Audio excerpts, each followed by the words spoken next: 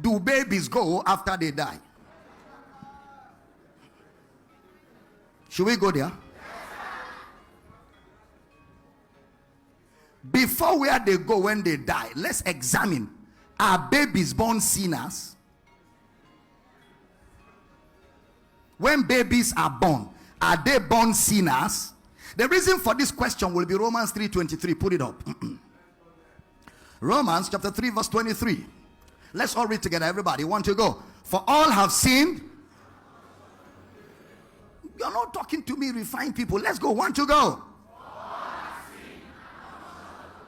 What is all? What is all? Does it mean everybody? In English language, what is all? All is all now. Nobody excluded. So all have sinned. Is that true? But have all really sinned? Why did you say no? You want fight Bible?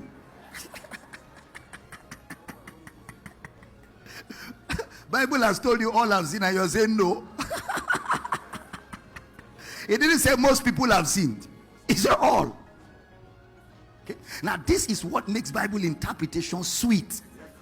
Because when you say a verse like this, and this verse punished me seriously, because they were preaching it in my church every Sunday. All I've seen, all I've seen. I confessed sin till I didn't find anyone to confess. So I created one. Both the one I've committed and the one I've not committed. I'm sorry.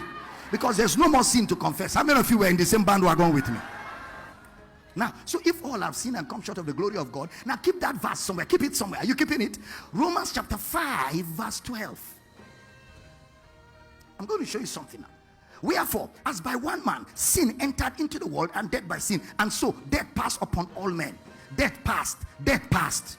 Okay, this one has changed it. All have sinned and come short of the glory of God. Emphatic. Now, no more emphatic. Death passed. So the mindset this verse now is telling you is that it's as if death is a person that is traveling. So he came to your house. Then, whether you agree or not, after he finished with you, he passed to this house. He passed to this house. So it's not automatic. That means death related with each person, and how you handled it determine whether it stayed in your house or not. So it kept passing, which means sin, the sin of Adam, was not automatic. You're not a sinner because Adam sinned. That will be injustice. Because I wasn't even there when he sinned. I didn't contribute. So why should his sin automatically be put on me? That would be injustice. At least I should be given a fair chance to make my own choice. Just like he too was given a fair chance to make his own choice. If I'm teaching, say I hear you. Please reason with me. Next verse, verse 13. Listen carefully. For until the law, sin was in the world. But sin is not logizomai. The word imputed is a Greek word logizomai. It's an accounting term, like accrediting something into an account. Like when I put money in your account, you get bank alert, which shows you your balance. That's logizomai. So sin was in the world, but sin was not credited in men's accounts, even though they were sinning. But they were not held accountable for sin. Why? When there is no law. So it appears to me that until the law of Moses was introduced, people got away with sin. Because first of all, they didn't even know what sin was. You are not understanding? They didn't know because there's no law. Look, until there's traffic light, there will be nothing like traffic offense. It is traffic light that creates the law for traffic offense. If I'm driving past Pastor Daddy Ken with speed and driving past, I've not made an offense. But once you put a traffic light by Pastor Daddy Ken and it is red and I drive and pass like before, what will it be? Traffic offense. What brought the offense? The law. So it's the arrival of the law of Moses that defines sin. Observe. Next verse, 14. Nevertheless, death reigned from Adam to Moses. You're not seeing this. Okay. Death reigned from Adam to Moses, even over them. Wait. Even over them that have not sinned after the similitude of Adam's transgression. So there are those who did not commit Adam's sin. That means it's not everybody that received Adam's sin, which means that Adam's sin is not automatic. Because there are those who had not sinned after the similitude of Adam's transgression. Observe, who is the figure, the pattern of him. That word him in the original is not him, is sin. Adam is the figure of sin that was to come. Adam is the figure, the pattern. And there are those who did not sin after the similitude of Adam's transgression. Okay? Back to Romans 3:23, where we came from. Romans 3:23. Can we all read again? For all have sinned and come short of the glory of God. So if there are those who didn't sin after the similitude of Adam's transgression, this one says all. So what is this all have sinned? Pretext, post-text will explain context. So look at the verse before. Let's start from verse 22. Even the righteousness of God, which is by faith of Jesus Christ unto all and upon all them that believe, for there is no difference. For all have sinned, next verse, and come short of the glory of God. Next verse. Being justified freely by his grace through the redemption that is in Christ Jesus. Next verse. Whom God has set forth. So we have still not gotten what made all sin. So which means we need to go back to verse 20. Therefore, by the deeds of the law, there shall no flesh be justified in his sight. For by the law is the knowledge of sin. Next verse. But now the righteousness of God without the law is manifested, being witnessed by the law and the prophets. Next verse. Even the righteousness of God, which is by faith of Jesus Christ, upon all and unto all and upon all them that believe, for there is no difference. Next verse. For all have sinned. So no flesh is justified by the law. So by the law all have sinned. So it is the law that have declared all sinners, not the sin of Adam.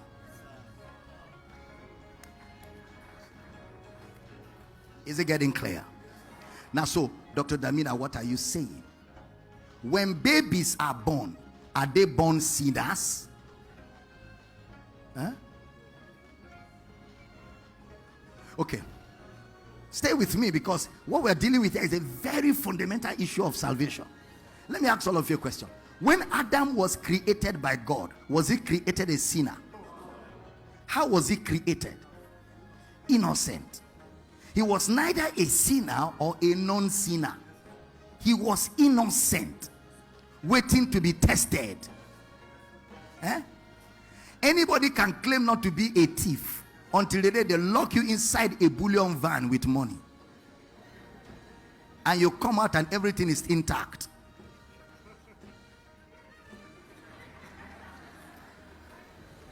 I'm teaching good. Adam was born how? Innocent. Until choice, he now became corrupt. So if Adam was born innocent or created innocent, how are babies born? Innocent. Somebody will say, what about the sin of their fathers? What about the sin of their mother? Ezekiel 18 verse 1. Ezekiel 18 verse 1. The word of the Lord came unto me again, saying, next verse, what mean ye that you use this proverb concerning the land of Israel, saying, the fathers have eaten sour grapes, and the children's teeth are set on edge? It is the fathers that ate. It is the children that are feeling this, the sourness of what the fathers ate. That's what they call generational curse.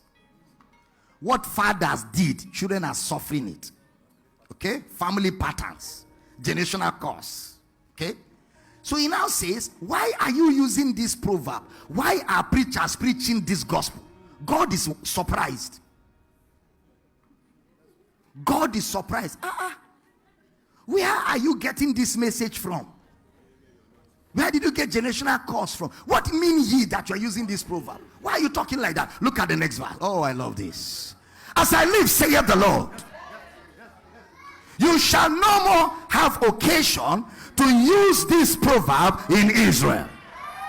Why? Next verse. Next verse. Behold, all souls are mine. As the soul of the Father, so also is the soul of the Son is mine. The soul that sinneth. So if the father sin, the father will die the death. It will not transfer to the child. Somebody shout no more. Now this is God talking. He said it cannot happen. It's injustice. A father will carry everything he has done to his grave. The child will start a clean slate. Are you following? That means when children are born, they are born how? Alive to who? To God. But when they come to the age of accountability, where they know right and wrong, that is where they die. But some of them don't even die. At the point of accountability, they receive Christ. Bam! So they never experienced death. They came from alive to life. That's why we get children born again early.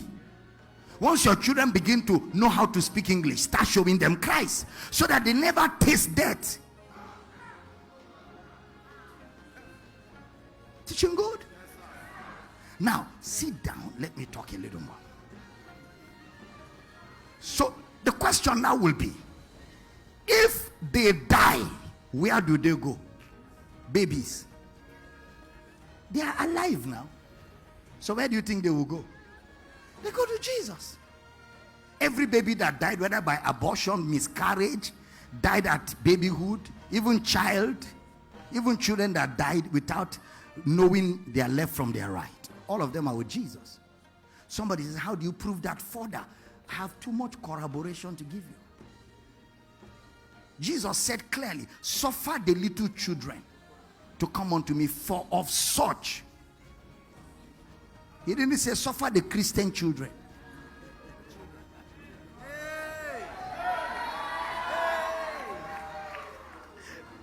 He said suffer the little children, because they are of the kingdom. Finally, there is compassion with justice. There's compassion with justice. So that is where even those that are deaf and dumb will be handled at. Deaf and dumb will be handled like babies, because they can't hear, they can't speak, so they are treated as innocent. Mentally deranged will be treated as babies, because their head can't even think. So when they die, they are going to Jesus, because there's compassion with justice. I'm teaching good? Somebody said, Dr. David, prove further.